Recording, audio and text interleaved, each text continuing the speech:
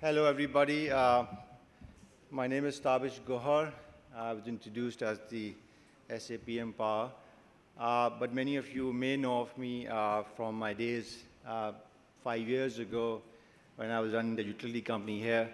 So it's good to be back in Pakistan after 5 years, albeit in a different role, performing a public service role for the first time in my career.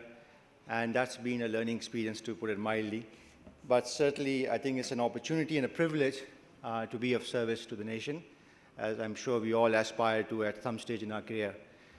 So the topic that I've been given to speak on today is a rather boring topic. It's called fixing Pakistan's power sector, but it's relevant to every one of you. And as I said to one of my colleagues the other day, the tale of Pakistan's power sector over the last 30 years or so is a series of policy steps and mishaps and misjudgments by successive governments. So there's no one particular government that is responsible for the good or bad that prevails in our sector right now. Of course, there have been positives, which we should not deny. We have a much more diversified energy mix today than we had a few years ago. We have a very strong participation by the private sector, both on the equity side and on the debt side. So that's a lot more resilient than it used to be when it was solely financed by the state. And of course, we don't have the menace of prolonged load shedding that we used to have not too long ago. So now we have the other problem of so-called excess idle capacity. On the other hand, the price of power generation is unaffordable for the economy of our size and purchasing power. And that's a fact that has to be addressed. And also, there are just too many players competing for the same economic pie, which is not growing. So that is a matter of huge concern. So without dwelling too much on what ails the sector that I'm sure you're very well aware of, the circular debt and so on and so forth, those are the symptoms of the underlying root cause, and there's more than one root cause. Again, in any complex problem, people do look for a simple solution. Unfortunately, there isn't one. There are multiple sources of the problem, and there are multiple sub-solutions that hopefully contribute to a more lasting, sustainable outcome at the end of the day. So what is the government doing to fix the power sector? I'll just mention 3 or 4 because I've been asked to speak for about 15 minutes and then take Q&A, which is okay with me. One is that I'm sure you're aware, a renegotiation with the IPPs. That has been in the works for the last 4 months. The good news is that almost 50 IPPs have voluntarily come to the table and recognized that the sector is unsustainable and have offered a haircut to their return on equity and sharing some of the upside on fuel O&M, and for the local investors agreeing that they will not charge indexation for rupee dollar devaluation going forward. I think these are very significant takes from the government as well as given by the IPPs. These agreements have to be consummated and made legally binding, and that's the intention of the government to do so over the next 2 months or so. And that does add up to several hundred billion rupees of savings, which will be passed through to the tariff over the next many, many years. But that's only part of the story. The other story is in the same bucket, that the government-owned IPPs, including those that are meant for privatization, are also going to take a haircut on the same basis as the IPPs that have come to the table earlier. And last but not least, our friends from China, who came to Pakistan and invested when nobody else did, are also going to engage in a conversation with us to offer the same relief that have been offered by the non-Chinese power projects. That is going to be very important because that's the biggest proverbial elephant in the room that has to be addressed so that it actually does move the needle for us and the savings to add up to trillions of rupees over the next 25, 30 years, all of which will reflect in the reduction in tariff ranging from 1 to 3 rupees per kilowatt hour, if you want to be specific about that. Last but not least, before coming here, I had a meeting with a couple of prominent local banks, and I have requested them to come together with us to see what they can do to extend the tenor of the local debt. That will be followed by extending the tenor of the foreign debt, along with potential reduction in the CIBOR plus margin that they charge us, or LIBOR plus margin that they charge us. So again, we're looking at it holistically from the equity side, from the debt side, and the intention is that the numerator goes down, the cost of electric generation goes down, and the consequential relief to the ratepayer is passed on so that the economy is more, and the power sector is more sustainable going forward. In the same spirit, we have requested some of the IPPs to consider staggering the commercial operation of their projects that are due to come online next year or the year after on a voluntary basis, again recognizing that the sector needs a bit more breathing space to be able to pay them the capacity charge that they deserve, that they've earned. And on a voluntary basis, a lot of them are engaged with us to see what can be done to extend the commercial operation of some of these projects. And as you all know, these contracts were signed on the basis of take or pay obligation, which means that even if we don't need their power, we have to pay them fixed capacity charge, and that adds up in your bill at the end of the day. So that discussion is also ongoing without going into too much detail. And last but not least, we are shutting down the old government-owned plants that are inefficient. Almost 1,700 megawatts of inefficient old gas guzzlers, so to speak, have been shut down. They are in the process of being decommissioned and delicensed by NEPRA, the regulator as well. And another 1,700 or so megawatts will be similarly decommissioned, delicensed over the next 2 years or so. So total of 3,500 megawatts of old government units will be shut down because they're not efficient. They've been built in the 60s, and it's time for them to retire. Because, as you know, fuel is a very precious natural resource for our economy. On the demand growth side, and again, that's the denominator of the equation, as you know, our demand has lagged the growth in GDP. In fact, electricity demand has grown at the rate of 0.75x of the GDP growth over the last 10 years. In emerging markets like Pakistan, the ratio should be more than 1, something like 1.2, which means that the country has faced deindustrialization. That's fact number one. Secondly, a lot of the folks went captive. So because the cost of electricity was so high and the supply of electricity wasn't guaranteed, not on a 24/7 basis, a lot of folks rightly build their own power plants called captive and are now self-sufficient. So one of the things that the Prime Minister did a few weeks ago that you must have heard about is to offer an industrial tariff relief package, which essentially can be summed up as offering a 25% to 50% discount to all the industrial customers on the grid for the incremental usage over a certain baseline number. So if you were consuming 100 units previously, for every incremental unit, you'd get a 50% discount on your tariff if you're a small and medium enterprise, and a 25% discount if you are a large-scale manufacturer. And the idea was that we really want to focus on the small folks, because historically all the incentives were offered to the export-oriented industries, the big players who have a voice in Islamabad, and the SME industry was actually left unheard. This time the focus was very much on the SME because that's where the employment is created. That's the real engine of economic growth, so to speak.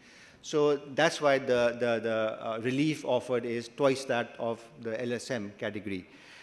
We feel that initiative, along with removing the distinction between the peak and off-peak hours for the industrial consumers, that again sounds simple, but actually had a negative impact on industrial growth, because for those 4 hours in the day from 7 to 11 p.m., the electricity used to go up to 21 rupee from about 16 rupee. The small boys used to just shut down their factories, right, because they couldn't afford it. So now it's the same rate throughout the day, which means that if somebody was on 2 shift or 2.5 shift, he can hopefully now be on 3 shift. And we start seeing the numbers speak for themselves over the next few days. But we are very positive that this pricing signal, along with another pricing signal that's imminent on the gas side for the captive industries, would mean that a lot of the approximately 5,000 megawatt of captive power units should be migrating back to the national grid, because we have the excess capacity now that we as a nation have contracted for, paid for, and we want them to take power from the national grid as opposed to doing it on their own. So that's the quote-unquote selfish interest, but for the right reasons, of course. Then we talk about distribution companies. Now, that used to be the biggest driver for circular debt and the biggest contributor of what ails the power sector as a space. Now, the solution is not straightforward. The privatization as an alternative has been in the works for many years. I personally doubt that we will see privatization in the distribution space anytime in the near future, at least not in the next 2 to 3 years. It's still officially on the block, but I don't see that happening, not just because of COVID, but because of other reasons as well. So the proposal that I have put forward to the cabinet, and that's still under consideration, is a public-private partnership model, which involves the provincial governments having a real skin in the game as well for the first time. And that's historically been the anomaly here, because the distribution sector is a last-mile business. It's a very local business. And the fact that it was for the last 70 years controlled by Islamabad didn't make sense then, does not make sense now. And that's what I'm trying to convince the policymakers in Islamabad, that that model has to change. If you can't hand over to the provinces because they don't have the institutional capacity either to run this, may make matters worse, at least follow what was done in Thar, for instance, where Thar was a dream for many, many years. And then when Engro came through, along with the Sindh government and the federal government, and you had a triangle of the Fed, the provincial, and a private sector entity, that's when that dream was realized, and now you have Thar Coal as a reality. So again, through a competitive tender process, you appoint a private sector operator, you give them a mandate, and you say, okay, I have a loss of 100 rupee, which is eating into the national exchequer, and the number last year was 250 billion rupee. That's what you guys pay indirectly from your pockets in the form of taxes or what have you. So you give them a target that for every rupee of saving or every rupee of incremental revenue, they get an X percentage share in that. So no fixed fee, no rent seeking. It is performance-based, incentive-based, and we already have some interesting propositions from private sector operators who are willing to come in, and as long as they're given the freedom to implement the business plan and the value creation plan, have their own board of directors and the CEO and the CFO, so they remove from the clutches of the federal government, I am very confident that we'll start seeing the needle move on the distribution side as well and plugging some of the leakages there. Decentralization is the key. I cannot overstress that, because the mindset and the DNA in Islamabad is still very much to control it from there. That mindset needs to change. We need to trust our companies. We need to trust our institutions. We have to protect the common man against collusion from market abuse. For that, we need to strengthen NEPRA and OGRA and the Competition Commission of Pakistan. We can't give up on those institutions. They have a role to play. Let the private sector do their job. The business of the government is not to do business. Is to set the policies, is to regulate, is to provide oversight, is to protect the public at large, but not to run the businesses. That's what's happening right now. So I'm confident that next year you will start seeing one or two of these propositions getting materialized. And I was going to meet the CM of Sindh today, but unfortunately he had COVID, so I'm not going to see him today. But we already had some discussion on that at the last CCI meeting. So people are understanding that that's the way forward. What is also happening, and is a very welcome thing for the consumer at large, is that the exclusivity of the distribution companies is going to expire over the next 2 or 3 years. That, I think, is something to be very cheerful about. A natural monopoly is bad news, especially if it's providing an essential service like electricity. And I think there needs to be competition. As it is today, NEPRA does distinguish between owning the wires and the supply side, but it's owned by only one entity. So going forward in next 3 years, including K Electric, I think that exclusivity will go. Whether or not you will have a choice as a consumer to switch if you're not happy with KE here or ISCO in Islamabad or FESCO in Faisalabad, may take a few more years, but the direction is absolutely clear that we're moving away from that exclusive last mile ownership model, moving away from the single buyer model, moving to a multi-seller, multi-buyer model. Some of you may have read about the NEPRA announcement of approving the competitive marketplace.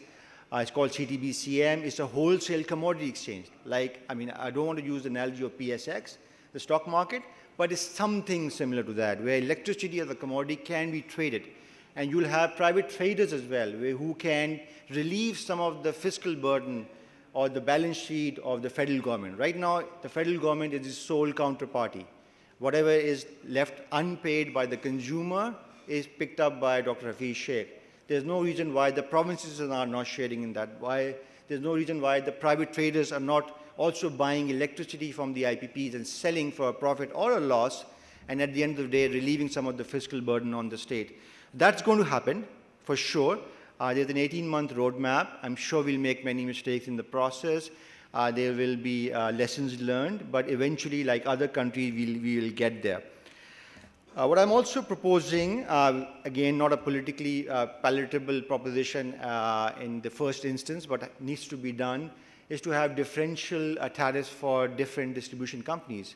I mean, I always argue as to why, if, as an example, Faisalabad, who has a single-digit transmission distribution loss, why do the consumers of Faisalabad need to subsidize the consumers of Multan, for that matter, right? That's the job of the Punjab government.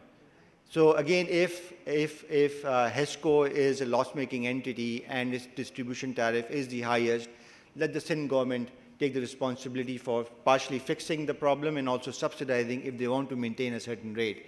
That should not be the job of the consumer of the best performing distribution company. So that should have the lowest tariff, and the worst performing distribution company should have the highest tariff, and let the state pitch in where they can, not the consumers, right?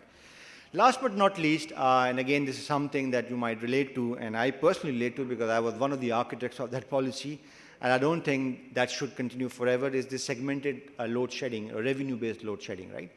Now, that has been questioned for years as a form of collective punishment, where on a high loss feeder, we subject those folks to 10 to 12 hours of load shedding because you're only recovering 40 cents to $1, as they say, right?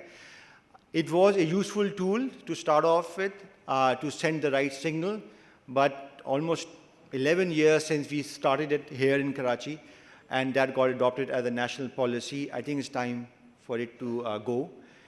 We need to work harder. There are technical solutions and non-technical solutions, and I don't think we should be applying the principle of collective punishment on feeders as a whole. We need to zero in on the actual defaulters, on the actual thieves, and make sure we target those as opposed to applying a broad brush.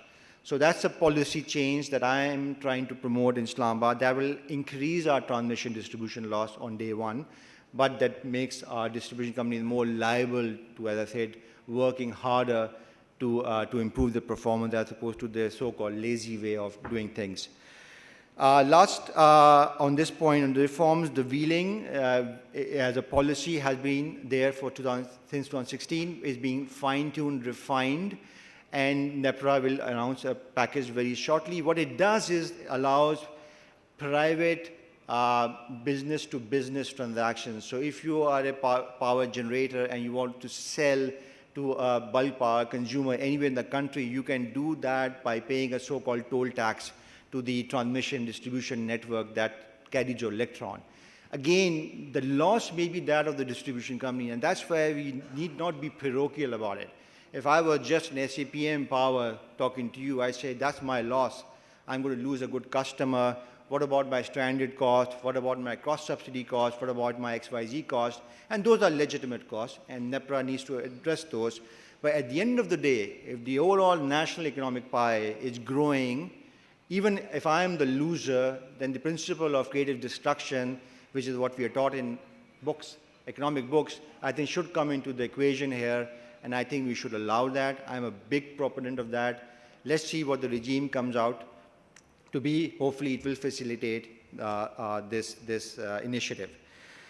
Lastly, on targeted subsidies, again, that's been in discussion for many, many years now. The Prime Minister is very clear that the subsidy should go to people who deserve the most and to localities that have been neglected historically in our country.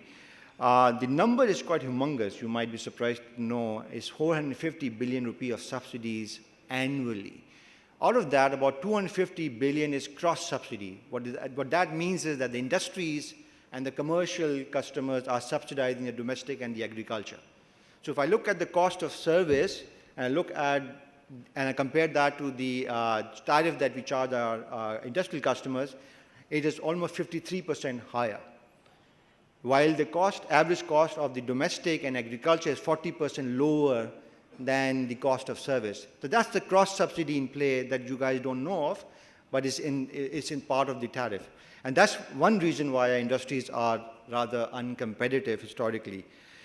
Then you have, within the domestic category, various forms of intra-subsidies, where the rich guy is essentially subsidizing the poor guy, but the rich guy is also taking advantage of the slabs, right? And some of the rich folks have 4 meters in their houses, so they're playing the system as well. So it kind of get all complicated there. And then you have the inter-disco subsidy that I talked about, again using Faisalabad example, subsidizing Multan and Quetta, which is again built into the tariff. And then the special incentives that are offered to export-oriented industries like subsidized gas or subsidized electricity, somebody's footing the bill. If you add those up, and Dr. Waqar Mansoor made a presentation to the cabinet, I think a week before last, and he showed that the number was like 4 to 5% of GDP, like 4 or 5 trillion rupees, humongous number. And this is just one part of it. So we need to zero in on the people and on the localities that really deserve the subsidies. There's a pilot project going on in ISCO that's mapping that billing database with the EHSAS/BISP database and saying, okay, how can we do, through a direct cash transfer, compensate the people who actually need those subsidies. So these are some of the key initiatives. There are many more, but I won't bore you with the details. The journey is long. Circular debt, as you know, is 2.3 trillion rupee in the power sector. That's a stock. The flow has to be reduced to a manageable level over the next 2-3 years. We are in discussion with IMF. I mean, my point to IMF and the World Bank and the IFCs of the world is that fine, you want us to increase tariff, because that's what the book says. When the fuel price goes up, you want us to pass that through to the consumer. But maybe you should be applying the same pressure on us to reduce the tariff. Where's the pressure on us as a country or as a sector to actually reduce the cost of electricity for our consumer? Because that's what the country really needs, as opposed to applying an input-output calculator mentality here. So it's an ongoing dialogue. Of course, the onus is on us as policymakers, on the government, to walk the talk. The reform plan is there. There are a lot of elements in there. We need to implement that. I think the time for dilly-dallying is over. The 2.3 trillion rupee debt, circular debt, plus the almost 800 billion of circular debt in the petroleum sector. So you're looking at more than 3 trillion rupee of circular debt in the energy sector as a whole, needs to be addressed. And that will only happen when we actually truly reduce our cost of input, of electricity, of gas, etc., so that we are able to recover more of the bills from our end consumers. And that's the roadmap in a nutshell, and we hope to get there. The Prime Minister is very determined. I can assure you of that. I've worked now with him for 6 weeks. He's concerned, but he's equally determined to do it, and it's up to us as his team to deliver it at the end of the day. Thank you very much.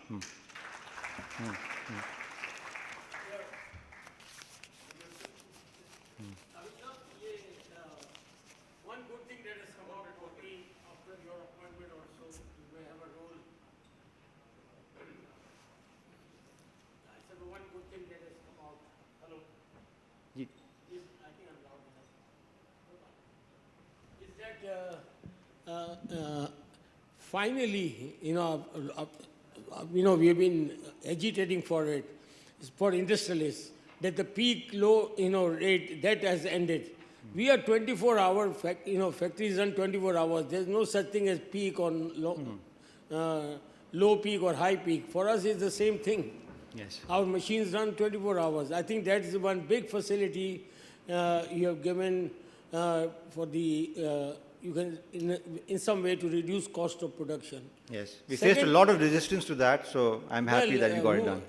Yeah. This is the problem, those who are, objecting are those who don't want industrialization in Pakistan, so we understand that. Yes.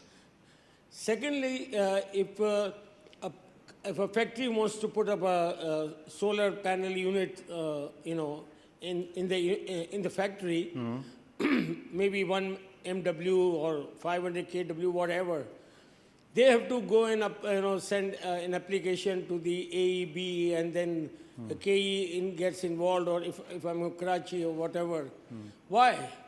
If I want to set up a machine, add a machine, I don't have to go to the government. I just go and set it up, with either my funds or with banks. Yeah. Why do this kind of bureaucratic thing continues? You have to now get rid of all these things and let people do. You are going with a vision, you are going with the reforms. We don't have to, we don't have time to go through all this. Let us do it. Yeah. Because if we mix our solar with our KE, it helps our costs. And in today's business, even a penny is better. Dollars are gone. Sure. So I think the policy today is, as I understand, that if you want to sell your surplus power to the grid, you need to have a generation license, right?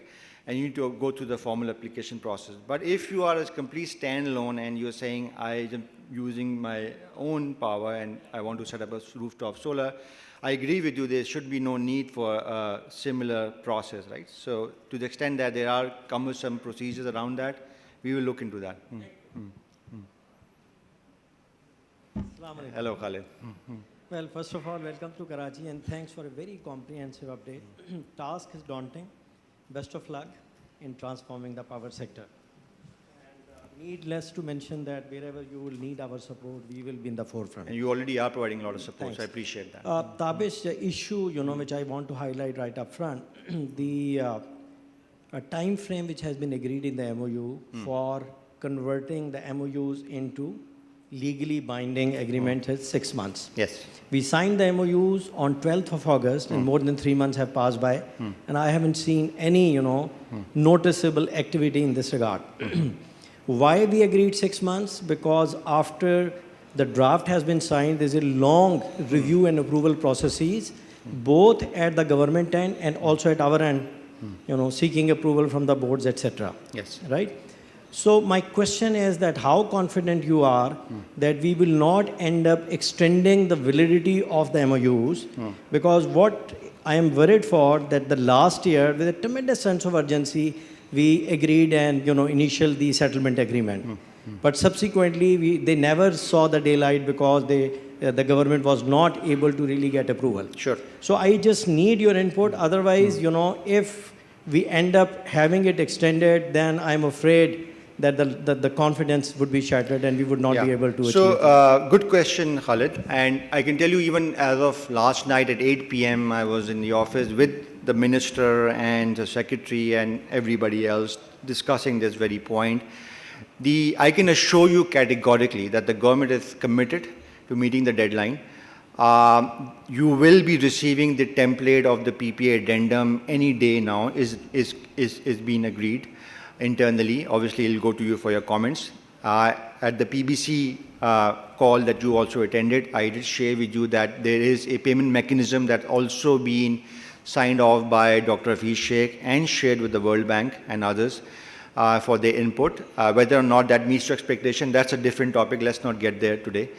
But so I think a lot of progress has been made around converting the MOUs into the legally binding documents, also on the payment mechanism side.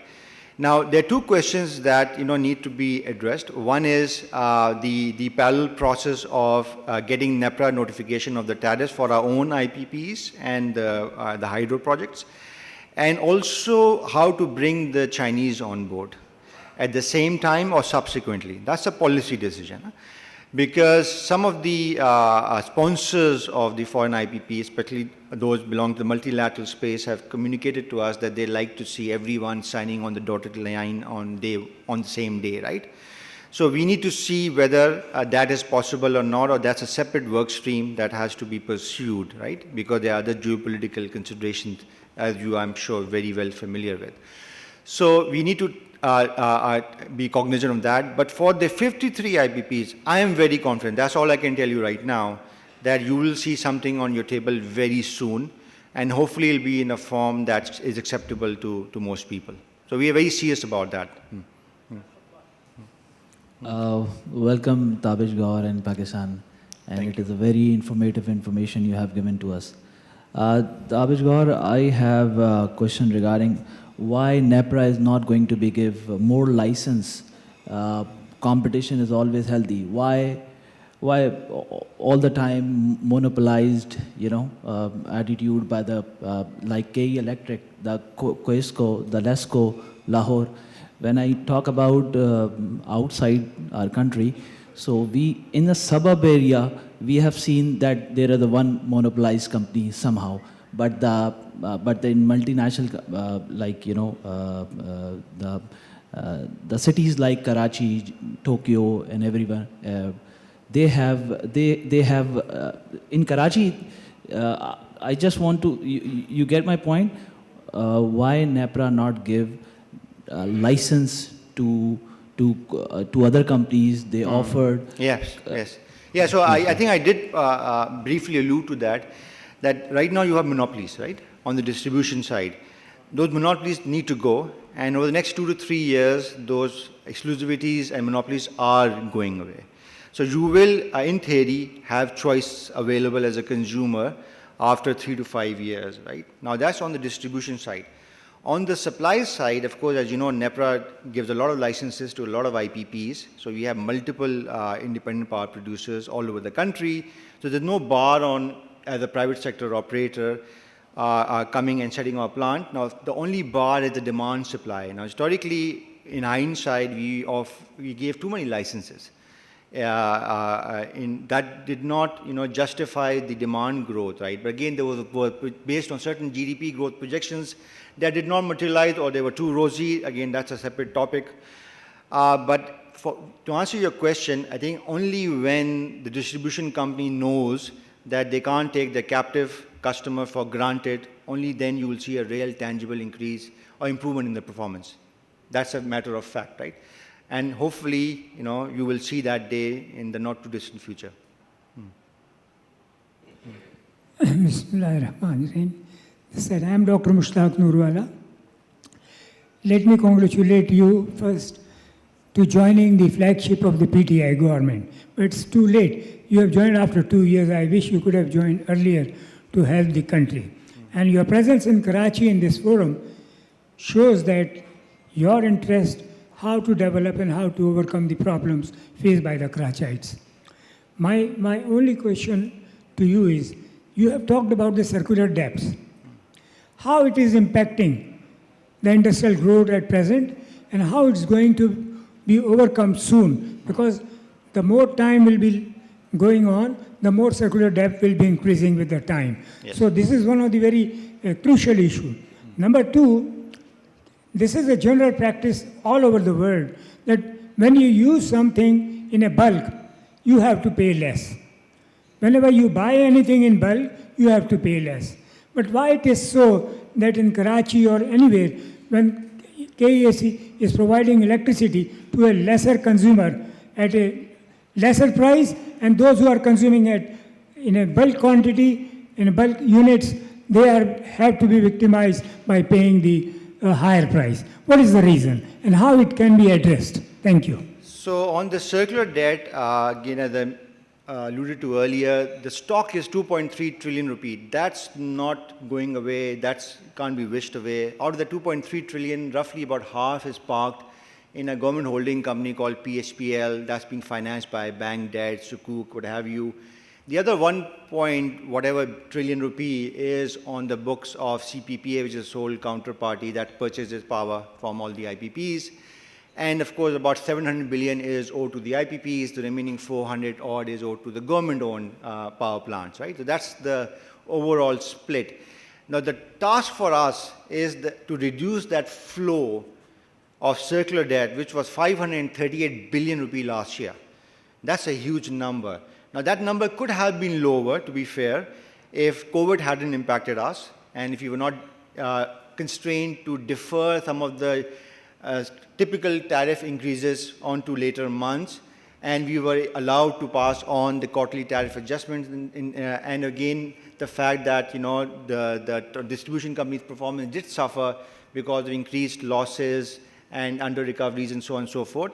So last fiscal year was impacted by COVID, but even otherwise, I think that T&D loss number has to go down.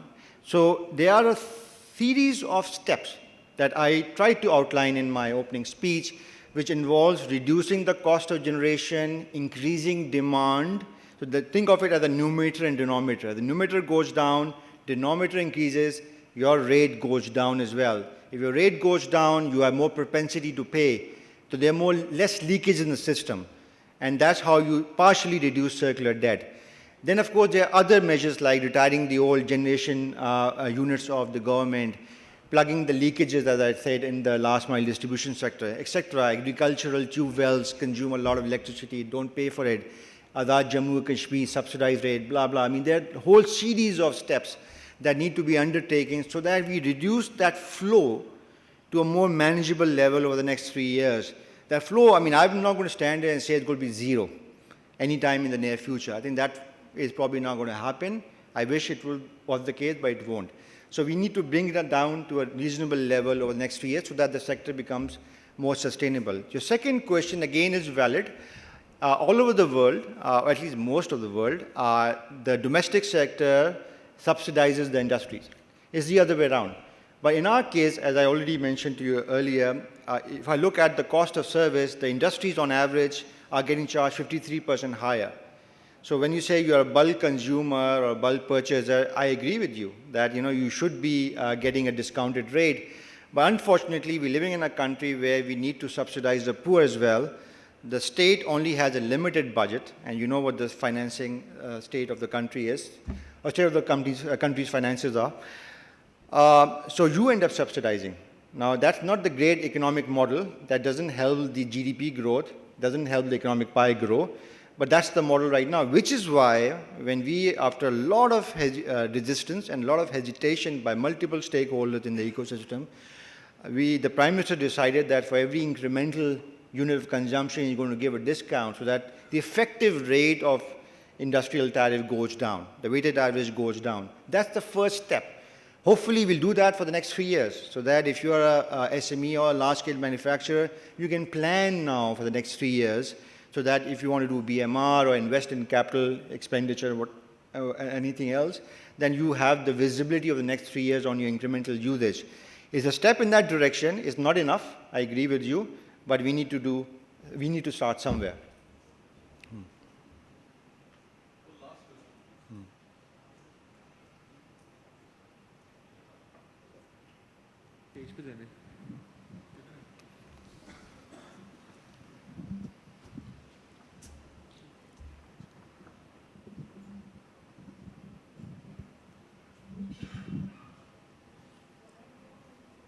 Yeah, my name is Ziaul Islam Zubairi.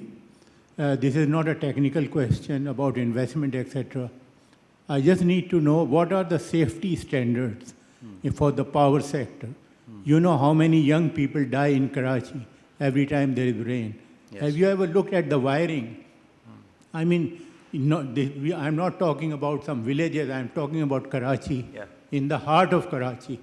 And now that these wirings have been married to cables, the whole thing is a big mess. And people are dying and nobody look worried or bothered about it at all. I mean, aren't there any standards which you set how those wirings are done? There are standard sets, and NEPRA as a regulator is meant to enforce those regulations in relation to safety. I'm aware of the fatalities that happened in Karachi in the recent rain and previous year as well. You're aware of the fine that was imposed by NEPRA on K Electric as a signal to them that obviously not all is well and you need to up your game on that front. There's no compensation for a loss of life. I think that goes without saying. So in terms of earthing, in terms of doing the right thing, clearly a lot needs to be done. In our society, unfortunately, we take life for granted. I mean, we do put a low price to it, right? And I think that mindset needs to change. Safety is, those of us who come from the private sector understand this very well. Safety is a mindset. It's either in your DNA or it's not. And it has to start from the top. It has to flow from the top. So if something like what happened here and elsewhere would happen in a truly multinational organization, a lot more heads would have rolled than they did. So clearly, I can only agree with you that a lot more needs to be done. We need to be absolutely as stringently, focused on this aspect of our business as we are on, say, reducing the circular debt. So good point. Thank you.